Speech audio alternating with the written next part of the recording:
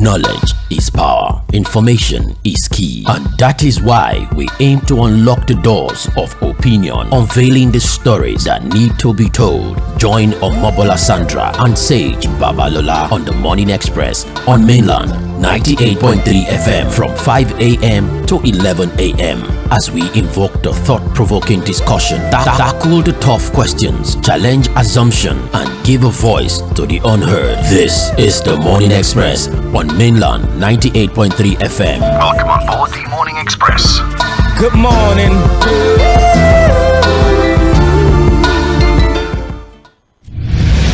Ladies and gentlemen, here it is, the most listened to radio show on the planet. Even the other stations are tuned in too. Welcome to the Morning Express on Mainland 98.3 FM.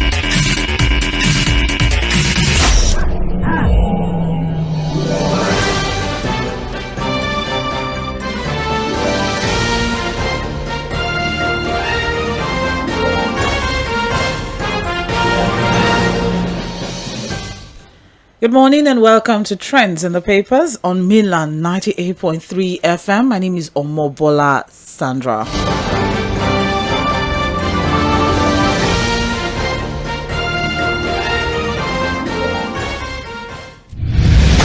Ladies and gentlemen, here it is, the most listened to radio show on the planet. Even the other stations are tuned in too. Welcome to the Morning Express on Mainland 98.3 FM.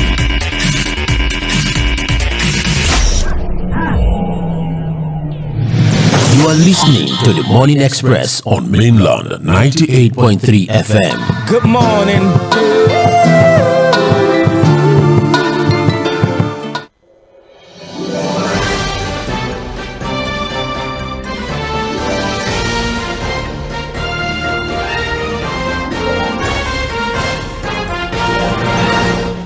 Thank you for staying with us. It was quite an eventful weekend. A lot of stories going around, and it was quite an amazing time we had on Political Roundtable yesterday. It is still Mainland 98.3 FM. It's time for Trends in the Papers, and this is the part where we get to look through the major trending stories on the front pages of our papers. As I mentioned earlier, my name is Omobola Sandra. I will not be doing this alone. I have Fuad Sahid, who will join via the phone line to give analysis to the stories that we will be looking through this morning. Time check right now is 7:44 a.m. and of course, as it is our tradition, we try to bring you up to speed as regards the major or the hottest stories that trended from over the weekend every Monday. So today, the 20th of October, the major stories from over the weekend was of course the cabinet reshuffle conversation that was still going on, and also the cost cutting measures that was announced by the president. That was also a major conversation. Another major conversation from over the weekend was of course reforms.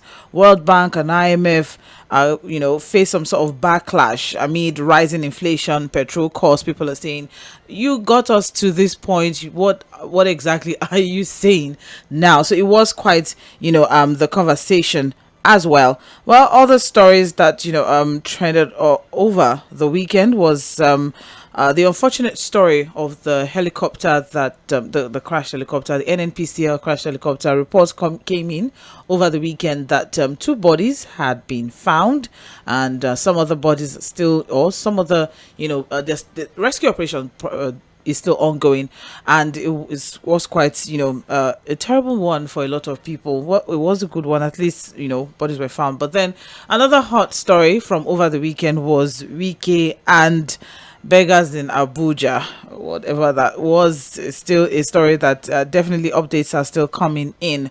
All right, so well, those were the hottest stories from over the weekend. And of course, yes, Obasanjo and his thoughts on leadership. That was another one. And a lot of people had quite a lot to say about, the former president and his time in office, sometimes we try to push out the, thought that maybe you should focus on the message and leave the messenger. I don't know if that's possible in Obasanjo's case. Everybody had something to say, especially his third term agenda, and the birth of corruption in the National Assembly. So many things. People just had a lot to say. But is he making sense? Is he saying something that we need to hear, or we're just going to discard what he has to say just because it is coming from him? So those were the hottest stories from over the weekend. But let's get into today's stories. We have quite a lot to discuss, so I'll just hang it there for now. Good morning, Fuad. How are you doing? Good morning, Sandra. I'm good. How are you doing? I'm well, thank you very much. I'm surviving. It was a very interesting weekend, but we are all surviving, aren't we? Yeah, well, of course, yes. Although I feel a lot better this morning. Yes. Yes. Well, had the flu. It's a lot better this morning. I think I feel a lot, stronger than how I felt yesterday. But I had to just do the job, and Did you drink agbo? At least I took something to make Did me you better. drink agbo? Did you drink agbo? Because we need to know what is it when you feel a lot better. What did you just go to bed? But I don't know. I took some, some drugs. I think that helps. Western drugs. I don't trust you for drugs are drugs, Sandra. I want to be Western. Okay, but it's good to know that you feel much better and you actually sound much better. You know, to have seen Fuad yesterday sweating inside our studio that is fully air conditioned, and he was actually really. But I had an interesting conversation with Mr. Curtis, especially the U.S. elections, his perspectives, and his depth of knowledge for me really something that gets me motivated to always want to talk to him on political issues, So I enjoyed myself actually listening to him, getting some of the intel, especially when it comes to the U.S. elections and what we should be looking out for. 7 days to the D-Day, Sandra. It's upon us already. November 5. And what was most interesting for me I thought, we're going to push this till 10, but fine. What was most interesting for me was, the outpouring of, American celebrities coming to give their endorsement. Beyonce's speech. That took a lot of people out. Yeah. Beyonce's speech, apparently she's not a ditzy person. I think we always know that, okay, she's not a ditzy person, but she came forward and she said quite a lot. And Michelle Obama is an amazing orator. She, tried to appeal just like her husband, exactly. And, tried to appeal to, the black women. And, just yesterday, I know you were trying to, get Barrister Curtis to say something as regards what his thoughts are on who was going to, emerge as the president of America, which eventually he did, yes. But the polls are saying a lot. And I remember, this same Trump against Hillary Clinton, and then as well it was neck to neck. What's going to happen? This is Hillary Clinton, born politician. This is Donald Trump, a businessman. What's going to happen? And here we are now. This is Donald Trump, a little experience in politics, and then Kamala Harris with just trying to find her footing. This is something that she didn't prepare for, and just within 5 months, 6 months, she had to draw up a plan, drop a campaign team, and put herself out there. So we can't really say. But whether you like it or not, Kamala was, she had tried to pick up the presidential ticket of the Democratic Party. She had contested against Biden in the Democratic Party for presidency. Eventually, she was nominated as a running mate. So I think that as a vice president, you're also a potential president, really, because so you are supposed to have that knowledge, that character, that understanding of what it takes to be a president. I think the problem with Kamala now is what Michelle Obama highlighted in her speech, the fact that she's put to a different standard than in Donald Trump.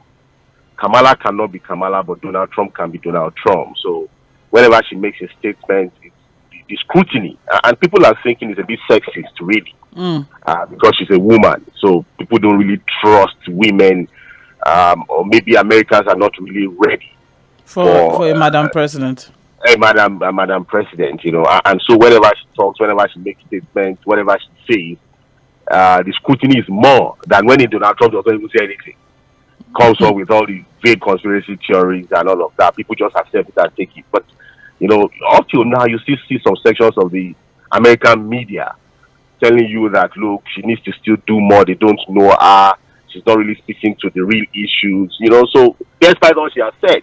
On the other hand, you have a Donald Trump who is just busy making very funny statements, really. Going very personal, insulting people, coming up with some very quote-unquote crazy conspiracy theories. And people are happy to accept that as being very presidential, if you understand what I'm saying. So it's a bit different. The standards that Donald Trump is put to, a bit different what people expect of Kamala Harris. But as it is, we just have to wait. It's close. And like Basakoti said yesterday, within the next 7 days, something substantial can happen and just tilt the whole thing, the whole balance. So again, we just have it's too close to call for now, but I don't think anybody should be making any prediction on this kind of election. Really, difficult to make any prediction. Well, further conversations by 10 a.m. on Global View, definitely, because it's just next week. By next week, November 5, it will be wrapping things up as regards, the elections in America. And as we all know, America is, has the top economy in the world power, has quite a lot to say, especially in recent times as regards, Israel, Gaza, Russia, Ukraine, and climate change and so many other things that, have to do with other countries. So it's definitely something that we need to also pay attention to. And for those who want to japa, you may also want to pay attention to it, because with a Trump coming in, it's gonna get even so much tighter for you to get it. Okay. Anyways, thank you very much, Said Fuad. Let's get into the stories for today, shall we? We have our papers here. This is Trends in the Papers on Mainland 98.3 FM. I have The Guardian, I have Vanguard, and I have The Punch newspaper. And the major headline on the front page, I think I'll start with The Guardian today, just very quickly. And then we move to The Punch. The Guardian newspaper, the major headline there reads, RMAFC falls high cost of governance, seeks better prudence. So, yesterday we started a conversation around the cost-cutting, measures that were put out, presidential directives. Oh, let's do this. Oh, please do this. Oh, ministers are not supposed to do this. You're limited to this. You're limited to that. And some people hailed it as, oh, okay, good. And some people thought, what exactly is going on? You're trying to cut costs, but now we have more ministers, on the table. We have more ministries now to, attend to cater for and all of that. But what we have in this particular report in the Guardian newspaper, we have riders. Cost of governance in Nigeria among the highest in Saharan Africa, says agency. Lead by example. League of Northern Democrats charges president. So the League of Northern Democrats are the ones who went to visit Obasanjo where he made the statement. Okay, yes, that's very important for us to highlight that. Presidency demands Tinubu's refurbished jet as cost saving, says it is for Nigerian leaders, and so is something to reduce maintenance costs. They had to make that purchase. That's what Special Advisor Bayo Nanuga, put forth. Borno Speaker urges federal government to acquire new aircraft for Shettima. So Shettima couldn't go to Chogom. That's the Commonwealth, summit. Head of government meeting. Thank you. So he couldn't go for that because they said there was a crack on the screen of the plane, and so someone else had to, a certain Mr. Lawal had to, step in. But there was a plane from Nigeria to Samoa. From Nigeria to Samoa, while and then the vice president came back to Nigeria. To Nigeria, and there was no issue. There was no conversation around. Oh, let's use this plane that we're using to take him to Nigeria to take him to Samoa. But anyways, and now the Speaker of the Borno State Assembly is saying, "Oh, as you have bought, as you have bought for the goose, buy for the gander." That's basically it. So the Revenue Mobilization Allocation and Fiscal Committee, RMAFC, appeared to have spoken from both sides of its mouth when it criticized Nigeria's cost of governance, describing it as one of the highest in Saharan Africa, while at the same time praising the current government as an example of cost-cutting measures. So let's start with that, Fuad. RMAFC. I don't know what that committee is doing actually. If you want to say something, just say it. with your full chest and stand with it. Stand by what you think, rather than making a statement of fact and then trying to mess it up with another ridiculous statement that has no basis actually. And that's why, the report is saying that, look, you're speaking with both sides of your mouth here. You said, look, the cost of governance has ballooned out of what reasonable proportion. And just as you were making that statement, you're also saying that, look, the government is showing serious example when it comes to cutting down the cost of governance. What exactly are you saying? And it's not enough to say the government has done anything with cutting down the cost of governance by just issuing a directive that ministers can only drive 3 vehicles in their convoy. Until we even see that being obeyed, I'll just assume that it's one of those presidential directives that may never stand.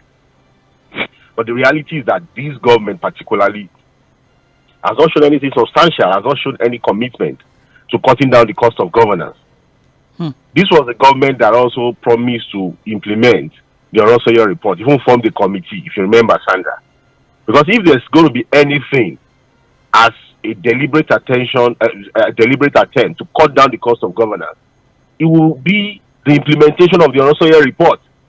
Well, I told you when the government came up with the idea of trying to implement it, and I said they would not implement it because implementing the ʟᴏᴜ report would lead the government to clashing with a lot of its political interests. Because whether you like it or not, reducing the cost of governance would how do I put it now, would make the president and the entire government go head to head with some of their political patrons. Because at the end of the day, a lot of these appointments are political, if you understand what I'm saying. So if you begin to merge ministries, MDAs, begin to take those far-reaching recommendations on the ʟᴜ report, it has to be a government that's ready to suffer some political consequences, if you understand what I'm saying. But I don't see this government as being ready to lose anything when it comes to political considerations and gain. I think for me, political considerations first, then the other things can come. If you understand what I'm saying. So, again, I don't know what Ramfak is trying to do by being, speaking with both sides of their mouth. The reality is that. Fine. Anyways, they said that the commission is saying that the high cost of governance has significantly hindered the government's ability to fulfill its primary role of development, describing the situation as alarming and unsustainable. And then it went to generate public concern due to, a lot of things. But the commission has also urged state governments to follow President Bola Tinubu's recent directive to reduce the size of official convoys, as part of efforts to lower the cost of governance. RMAFC chairman Dr. Mohammed Bello commended the president's initiative, noting that reducing government could help address key national issues such as infrastructure deficits, unemployment, and insecurity. We also have here, we're calling on all levels of government to adopt cost-effective strategies to ensure the optimal use of resources for the benefit of citizens. All right. He also went further to recommend a reduction in the number of political appointees, as suggested in remuneration package and all of that. Reduce the number of appointees, Sandra. Reduce the number of appointees. And you know whose political interests will suffer if they decide to implement that. You think these political appointees are just appointed for appointment's sake? Those are the political foot soldiers. So you put them there. Some of them are more like rewards for their effort in supporting the party, helping the party to win election. And some have been appointed because, again, there's a promise that, look, when elections come, they'll be able to help pull out the votes, using all manner of means and measures, if you understand. So the appointments don't just come cheap or easy. There are purposes for it. However, the League of Northern Democrats have urged the president to lead by example in the federal government's efforts to reduce the cost of governance. The League, which is a political movement, said, and I quote, "Leadership is all about inspiration. It's not an inverted pyramid. You need to lead by your action and set the best example." That's the group spokesperson, Ladan Salihu. You cannot justify purchasing a presidential jet for 170 billion and a yak for 5 billion while implementing cost-cutting measures. So combine these expenses, are substantial, making the gesture merely symbolic All right. And Salihu says he remains skeptical about the measure's effectiveness. He has raised concerns regarding its implementation. He said, when you say ministerial convoys are reduced to 3 vehicles, as a journalist, let me use this term loosely, I would say, what happens to the remaining vehicles? No, we raised that question, Sandra. I think it was with Say or with you, yes. No, it was when they said they would not allocate new vehicles there. And we said that, okay, what are the vehicles they already have? The one that they already have. What's going to happen? Where will they be kept? Are they going to be stored in a garage? The vehicles have already been purchased. So if a minister with 10 vehicles, has 10 vehicles, so what will happen to the remaining 7? Maybe and it's still in possession of the 7, no. It will do giveaway. To who and who? On TikTok, it will do giveaway. So Saliu went further to say, in my view, we are not about to witness a drastic reduction in the number of vehicles. Do not expect to see a minister traveling with just 3 vehicles. It won't happen. You will not see. If someone tells me to, I agree. That's Salihu's thing. Well, Bayo Onanuga, of course, has a contrary opinion. Say, it's not the president's plane. It belongs to the people of Nigeria. It's our property. All right. I think we mentioned that earlier. I was saying that, it's a refurbished plane. It's a 19-year-old Boeing 3737. It was purchased on... Just trying to give justification to the purchase and urge Nigeria that we need to prioritize the president's safety. All right, that is very important. So excuse me, the presidential spokesperson said the president wouldn't take the recently acquired jet with him when he leaves office, so everybody should take chill pill and calm down. He did not buy a new jet. It was a refurbished one. All right, Sandra. I think Mr. Bayo Onanuga now has all the mandate to do his job the way he wants to do it. But I think nothing surprises us again. When Mr. Bayo Onanuga now makes statements or he says some of these things. For those of us that knew him years back and now what he has suddenly become, it's just what it is really. How fast people can change. Because there's also a report in the Guardian newspaper, where they had to, respond to the allegation of inciting people to violence because of a report they made last week. I think we took the report together to talking about suffering in the land, the pain in the land. And Mr. Bayo Onanuga had to make a press release saying the Guardian newspaper was inciting Nigerians to violence because of that particular report. So you had the paper really trying to respond to that and saying that, look, we are barely doing our job. And it's a balanced report that had come from what Nigerians are saying about the current suffering and hardship in the land. Here you are again, Sandra, where Mr. Bayo Onanuga is trying to defend the idea of buying a new private jet. He said it's not a new one, actually. He said it was a refurbished one. But the cost is still the cost, whether refurbished or not. We're talking about 170 billion. And it was actually retrofitted again, with some extra cost. Sandra, we are talking about perception management here. That's what we're saying. That you can't be preaching one thing and doing something else. This is the time that the government is telling Nigerians, tighten your belt, there's no money, you can't continue to live. Look, I've seen some of the supporters of government even posting it on social media, that what the president has come to do is to expose the fake lifestyle of Nigerians, the fake luxurious lifestyle Nigerians are living. And I find that really unfortunate, really. Because if you're talking about, okay, there are some Nigerians who live this fake luxurious lifestyle, okay, we agree. And so the president has come to deal with those kind of people with this harsh policy. What about poor Nigerians who have never lived a life of luxury? So what has the president come to do to those kind of people with these policies? And if Mr. Bayo Onanuga is saying, the safety of the president, maintenance costs, blah, blah, blah, and all of that is why they needed to get that new or refurbished private jet. Or was that the reason they had to buy a new Escalade too? What was wrong with the vehicle that President Muhammadu Buhari used? We saw it, Sandra, that Mercedes-Benz. That luxurious Mercedes-Benz that President Muhammadu Buhari used. What is wrong with that one? That warranted the purchase of an Escalade. So what has happened again that a yacht had to be bought?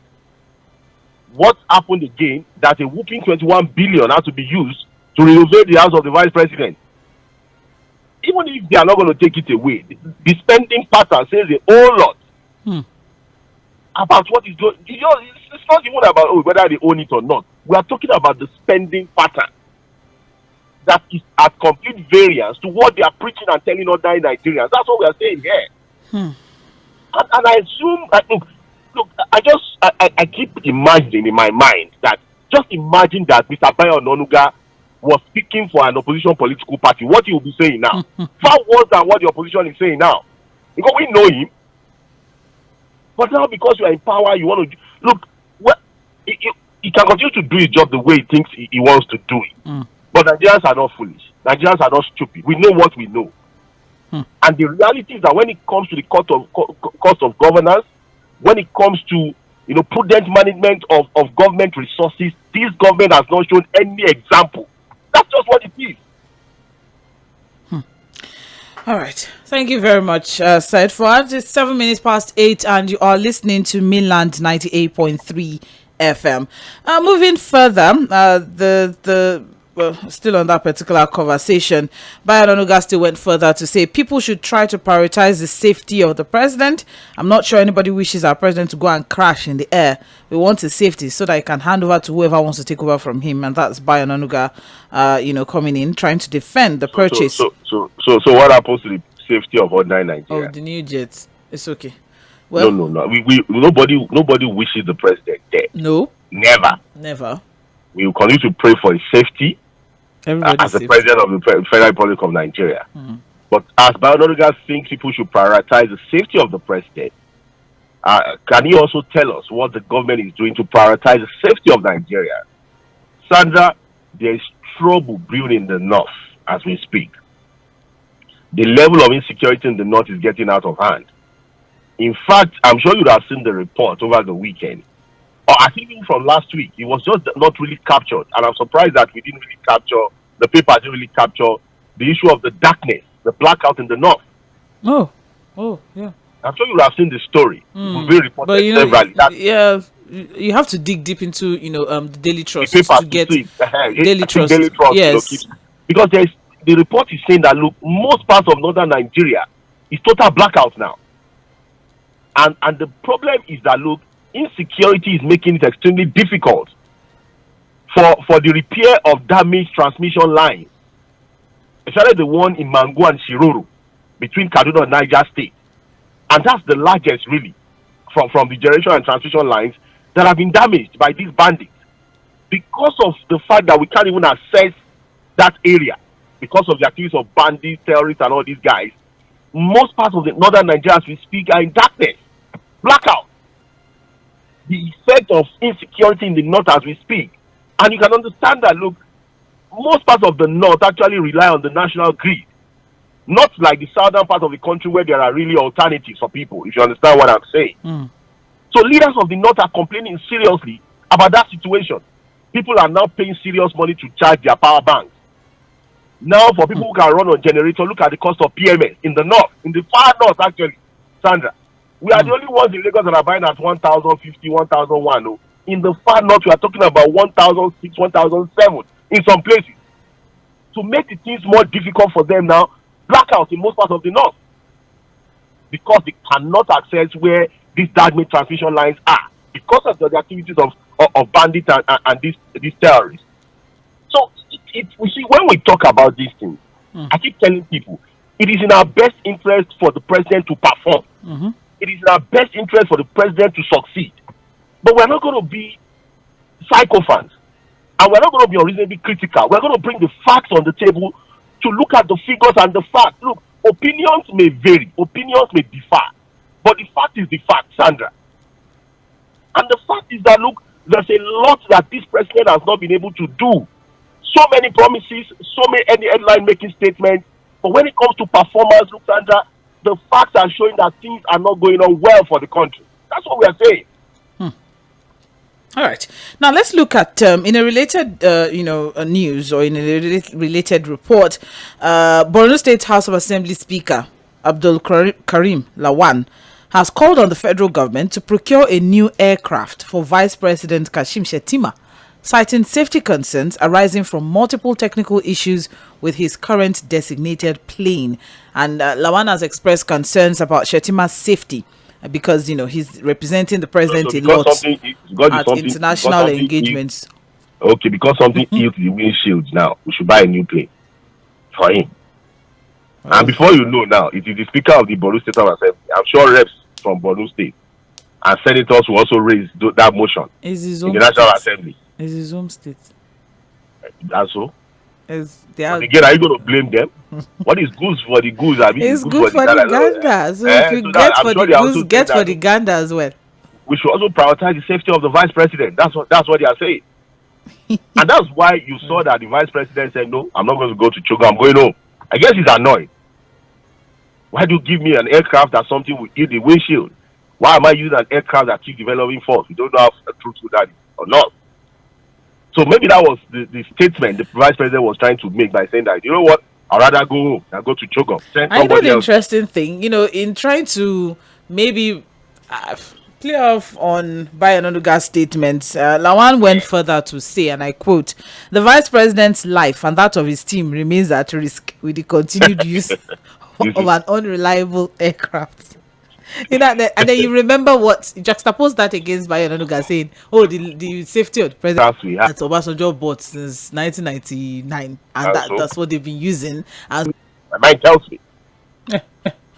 Thank you very much, Saidfad. 30 minutes past 8, and this is Mainland 98.3 FM. It's Trends in the Papers.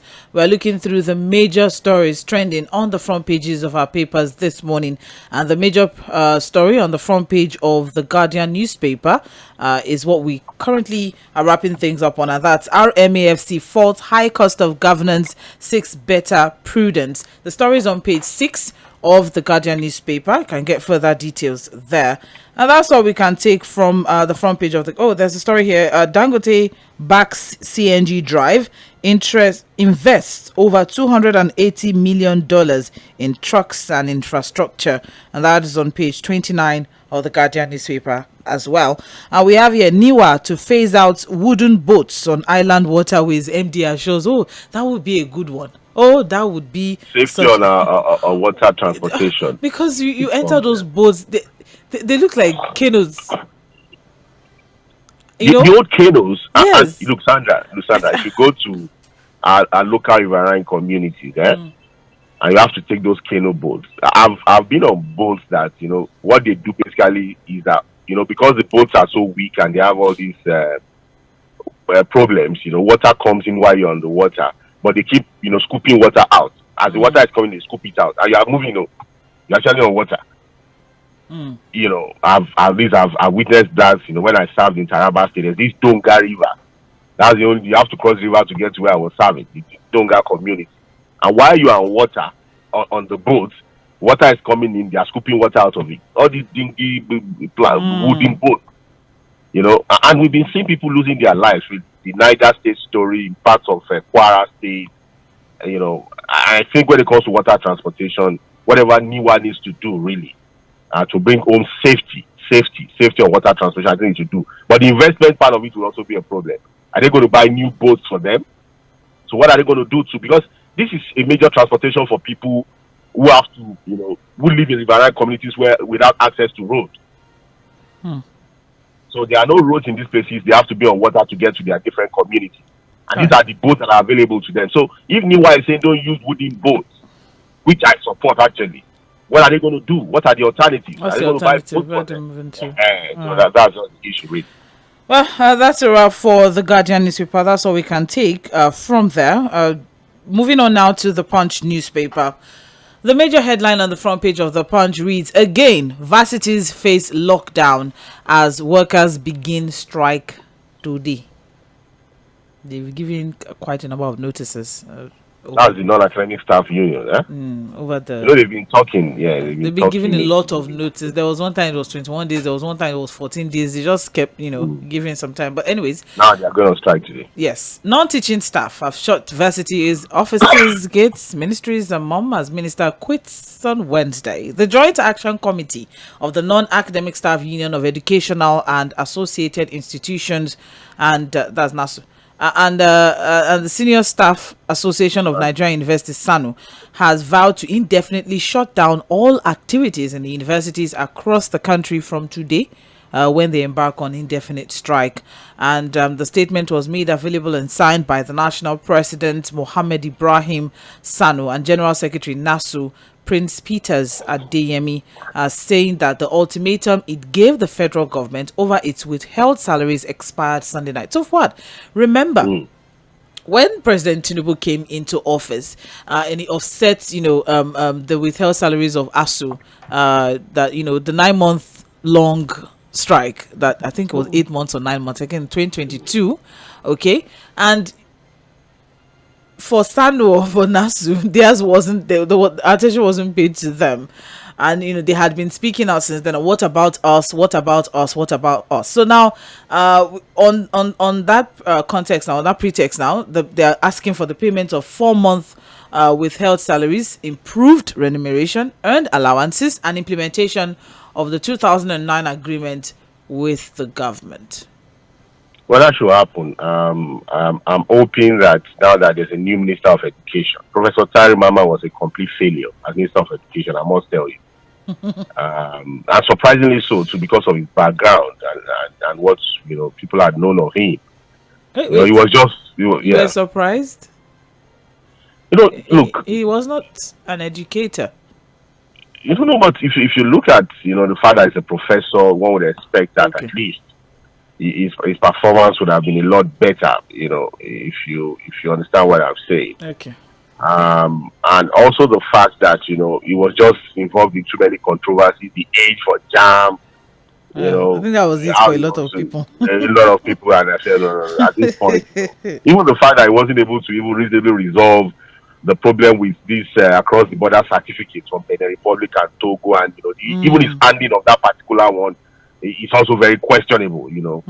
The fact that he wasn't really able to deal with that issue properly. So, but now that we have a new Minister of Education, now we have a nominated Minister of Labor, to replace the man that went back to the Senate long. One would hope that both of them can now work together, Sandra, to resolve this SANU-NASU issue. Nobody wants any disruption again in university activities. We had 8-9 months of disruption under Buhari. In fact, most universities are still yet to recover from that unnecessary disruption, avoidable disruption in university activities. And the least that anybody wants now is to have another long months of strike.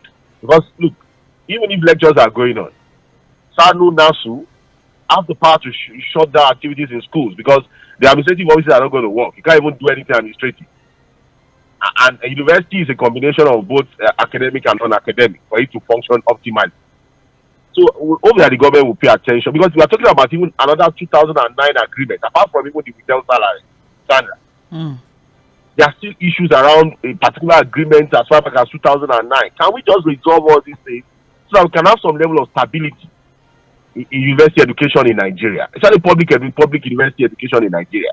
We agree that a lot of our politicians don't have their children in these schools, but at least let them do something to help poor Nigerians who still send their children to these schools. Thank you very much, Said Fuhad. Last October, the president had directed the payment of 4 of the 8 months withheld salaries for the academic staff. It was finally paid in February. And the directive was silent about non-teaching staff, raising concerns to their fate. The unions have also described the directive as selective, and they've kicked against it, and so that's why they're embarking on this strike. All of us went on strike, so why was only one section or some people paid and all of them went on strike? Exactly, so all of them. I didn't go on any strike now. All of us. I'm like, hey. It's okay. All right, the story is on page 2 of the Punch newspaper. We also have here NSCDC arrests illegal Chinese miners in Nasarawa. And that is on page 13 of the Punch newspaper. Chinese miners. What were they mining in Nasarawa? Illegally. They were mining illegally. You see that God has blessed this nation, Sandra. That's what comes to mind here. Almost every part of the country there's something to mine that these guys are looking for. It's a blessed nation, don't you think, Sandra? But are we mining these things that they are mining? They are helping us to mine it because we can mine it. Why can't we mine it? That's the problem. What's the big deal? Because there are natives that are with them. There are Nigerians who are also or were also apprehended alongside of No, of them. course, yes. No. Sandra, we've always had this debate about illegal mining. That look, the authorities cannot even pretend about not knowing about illegal mining. The equipment, the facilities that you need to mine things under the ground are not things that you can do without the notice or the knowledge of the authorities, especially the governors and the political leaders of those states, or even the local government. So it's not something that it's almost like a, how do I put it now? It's like a cabal. Like, you have a group of people who do these things together. Yes, the locals are involved. The traditional leadership on those communities are also involved. You understand what I'm saying? And the political leadership too, also involved. You can't illegal mining and you say the authorities are not aware. No, that's a joke, really.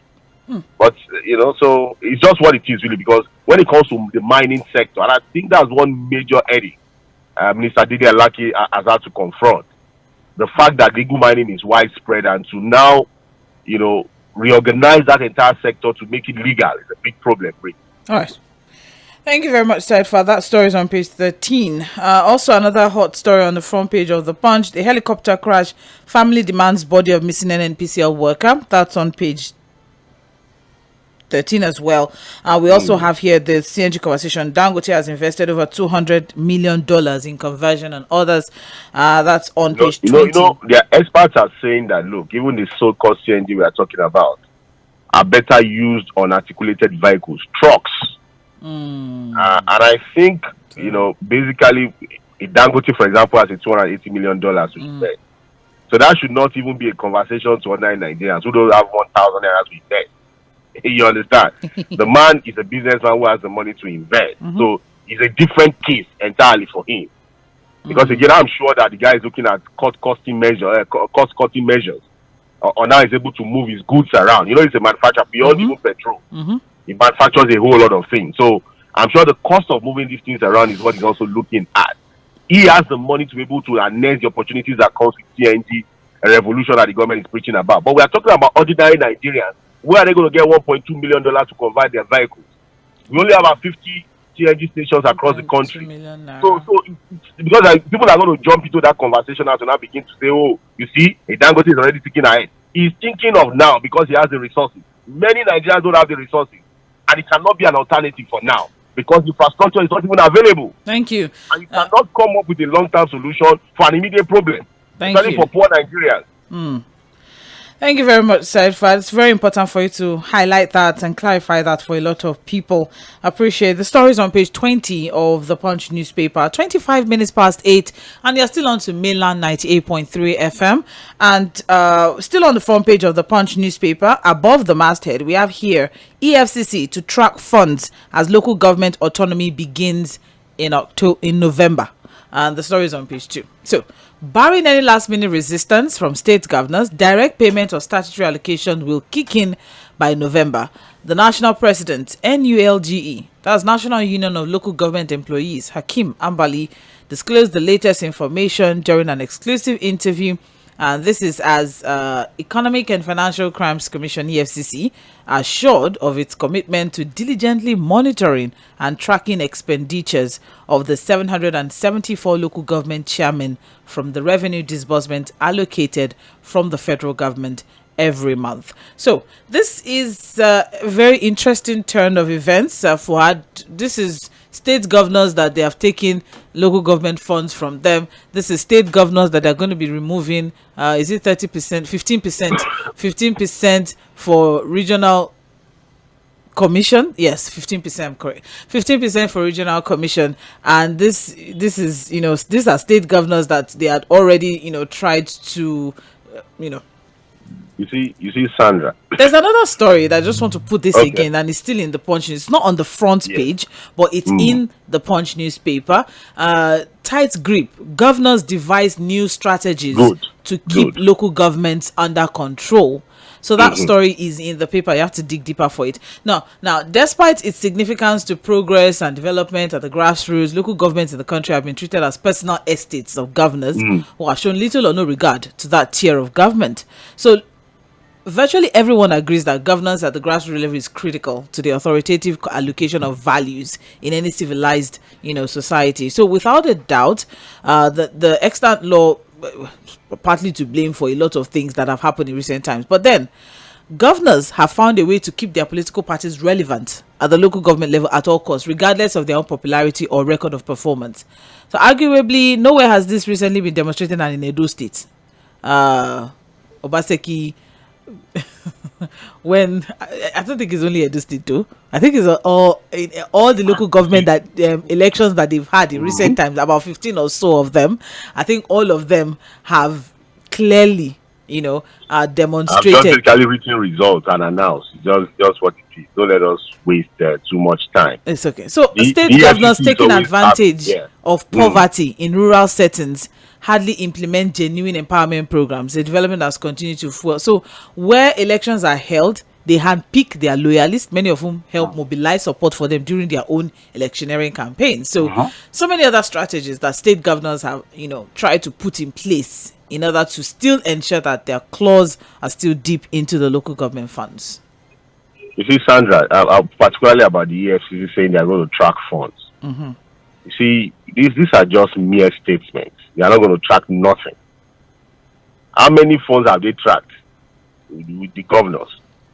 They have all manner of pending cases that they've not been able to resolve. So it's just like when they were talking about vote buying. And whereas during the primaries of most of the major political parties, we saw vote buying clearly. It even became a dollar thing. But when there are normal elections, you see FCC officials jumping up and down saying that they are tracking vote buyers. This is also another waste. Just hot air, just blow it, and then it amounts to nothing. Really. The reality is that, look, a lot of these governors, so there are legal issues even to this issue of local government autonomy. That's Supreme Court judgment. And that's why you can see that the states are already coming up with homegrown solutions. Some of them are still going to go into the constitution to look for loopholes to domesticate some of these things in their own laws, state laws. We've said it, and even the state and National Assembly has said it, that the lasting solution, if you really want to ensure local government autonomy, you have to amend the constitution. The judgment of the Supreme Court cannot automatically, solve the problem, because there are still sections of the constitution that give some powers to the state assembly and the governors over these local government people. The most problematic one is the fact that a lot of these local government chairmen, Sandra, are handpicked by the governors. So the electoral process itself is faulty. I've asked questions from people. In the constitution, we only know 20 local governments in Lagos. The 37 LCDA, what happens to them if they begin to get out of the share of the 20? Is that not in violation of the Supreme Court judgment? Can the EFCC deal with that? We are just here wasting time until we are able to go into that constitution and expunge those clauses of the constitution that has made the local government the appendage of the state government. Nothing will change and the problem is that, look, amending the constitution is going to be problematic, but you still have to come back to the state. Well, that unfortunately we have totally run out of time now for us to have further discuss on this particular story. But of course, just thank you very much, for bringing that up. I just have to quickly put that in. But EFCC is saying they're going to, monitor direct payments or monitor how the money is going to the local government to ensure that the state governors do what is necessary to ensure that the money goes to local governments, and also track the expenditure of the local government chairmen themselves, not the one that state governor will transfer money to local government. They will track the 774. They have the infrastructure. They have the intel to track 774 local government. The way they move monies around. You think that's you need to have little faith. I have faith now, but I'm just being realistic. It's just Sandra. Just a tiny bit. We'll see what comes out of their tracking. Of faith, I have faith. Let them track. We'll wait to see what comes out of the tracking. So they said they would look at the Mr. Olukoyede. Has said that they would monitor the budget performance of all these, saying Local government. yes, of all the local governments, saying that they will expand their presence. EFCC has promised that they will expand their presence. You're going to see that in their offices. And their I'll coverage. be looking at the text and the payment.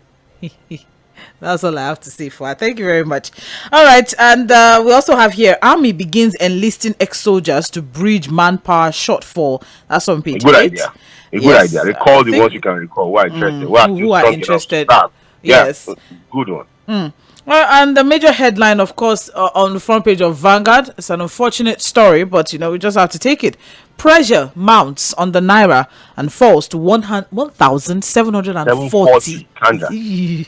That's scary to think of, but in the parallel market anyway. So 8 months gain wiped out totally. NAFEM rate remains stable at 1.6. CBN sets to launch new forex trading system.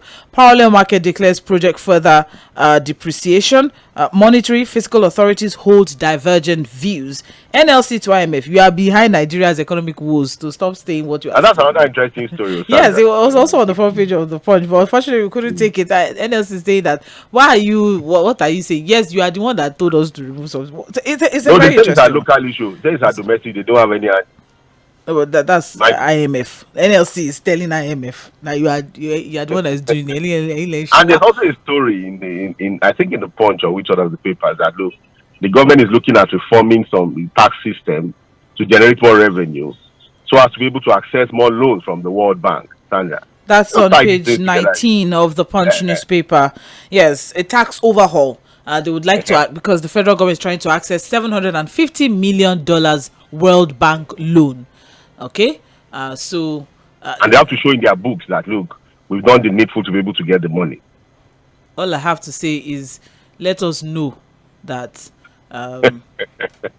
debt basically is not revenue. Because we are getting the money does not mean we are making the money. Let's have that clear. And when we get the money, how do we spend the money? So because I'm borrowing 150k from Fᴜᴜ does not mean I have 150k. It's borrowed. I will pay it back, and I will pay it back with interest. So it shouldn't be seen as, we are making 150. I am making 150,000 now. I think that's very, very important for a lot of people to put into perspective. And that's the wrap for today on Trends in the Papers. We'll be back after the commercial break for Mainland Focus. So please stay with us. This is still Mainland 98.3 FM. We'll be right back.